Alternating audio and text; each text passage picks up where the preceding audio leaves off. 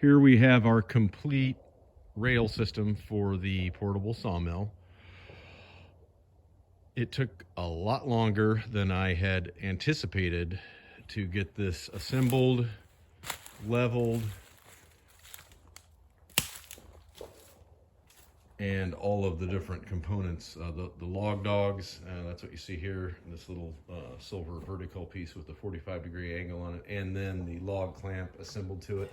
The biggest challenge was getting all of these log bunks. These are the green trapezoidal elements here that the log lays on when you mill it. Getting all of those leveled to each other.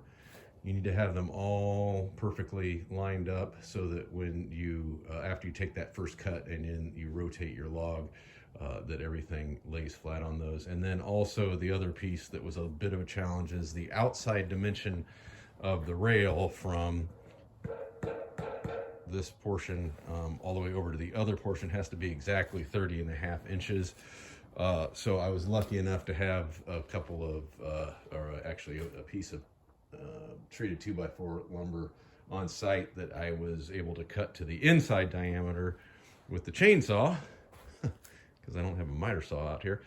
Anyway, I cut that to the inside rail dimension, which is right here.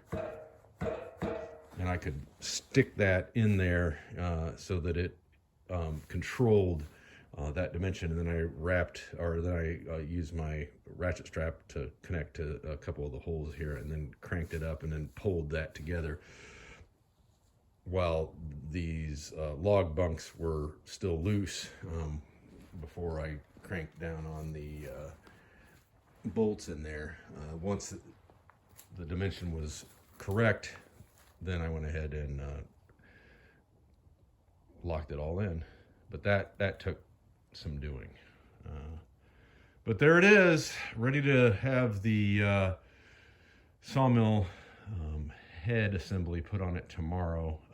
My father-in-law is going to come down and help me do that. We're going to use the skid steer to lift it, but I'll need him to help drop it on these rail tops, because what happens is that the sawmill assembly head has a couple of stainless steel wheels with grooves cut out of them, and then they ride on this top rail, and you got to get it all lined up pretty carefully. So there you go. Yeehaw.